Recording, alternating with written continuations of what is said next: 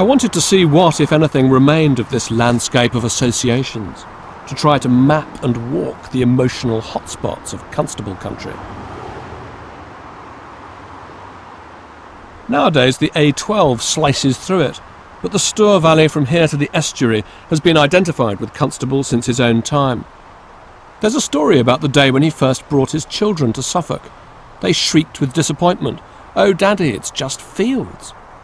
They knew it only from his art, and there it was never ever just fields. But it wasn't heritage Britain or set-aside either.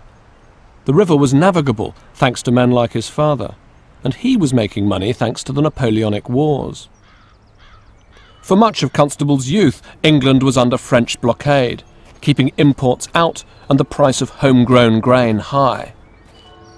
He saw his childhood as a golden age, and in some ways it really was. He used to walk to school at Dedham, and the church is one of the constant reference points in his paintings. I'd come here to meet Ronald Blythe, local author, who knows the Suffolk countryside better than most.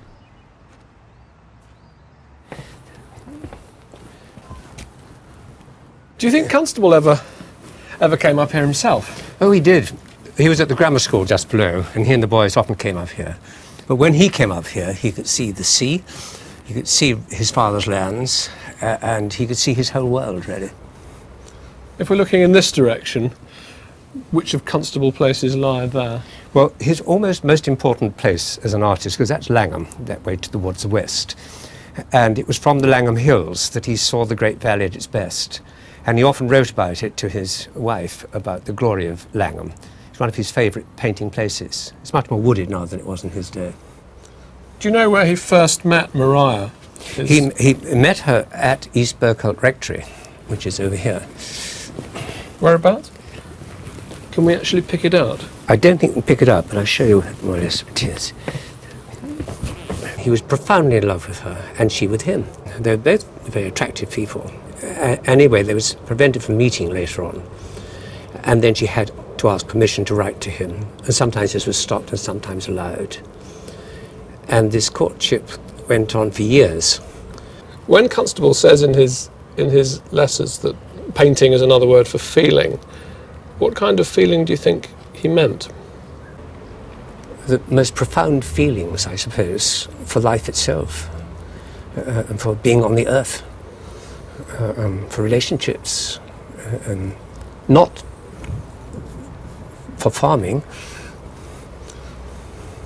Did you think that those things are in his pictures? Do you think love for Maria is in his pictures? Very much so. I think so, yes. I think he was a man who only had one love, and she was it. I wanted to find that view from Langham that Ronald had told me about, because it's clearly a key Constable subject. Constable painted his first version of it in 1802, when he was just 26.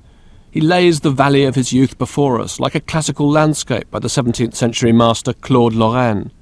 He's saying, my places are worthy of this old master treatment. In fact, he based it on this sun-drenched picture by Claude. Not a pure landscape, but a biblical scene. It was part of Constable's originality to believe that nature alone could be the subject of great art. That's why he replaced Claude's biblical figures with a bush.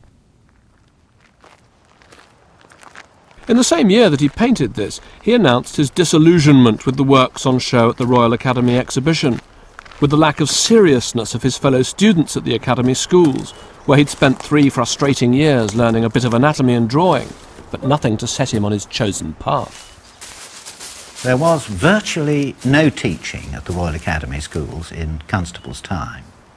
It was forbidden for students to paint. Any student who painted would have been flung out. The artists of Constable's generation, Turner amongst them, were self-taught. Constable decided to make nature his academy. He'd walk and sketch his landscape for a decade, and I think there's something deeply heroic and a little mad about his years of struggle.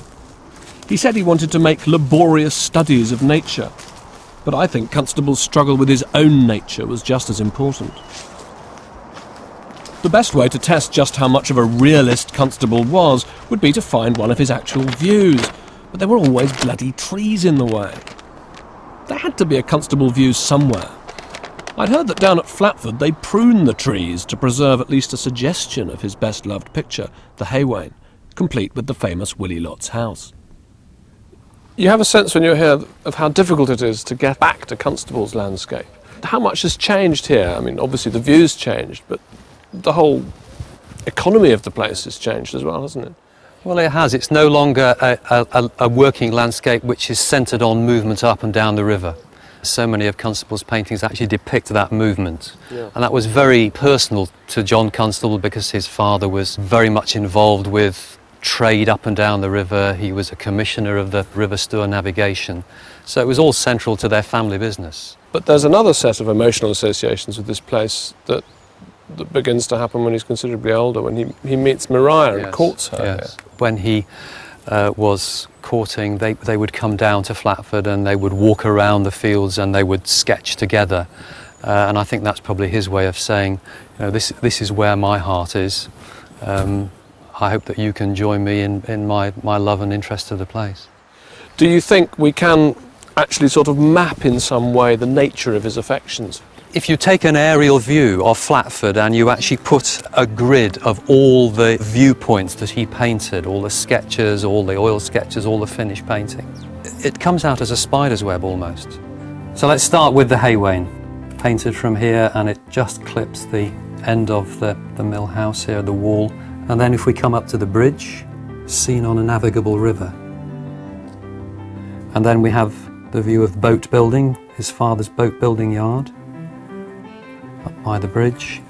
Then you've got a view called the Valley Farm, which is almost the Haywain in reverse.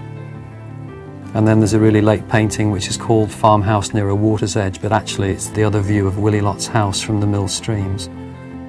Where it is densest, where the core of that complex web is, that's where Constable's heart is. Where is that core? I think that core is here. I think that core is here, based at Flatford. Constable's obsessive attachment to his landscape would have seemed both eccentric and radical.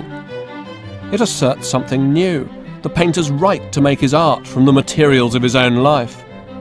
I wanted to understand that obsession, to find the motives behind the spider's stratagem.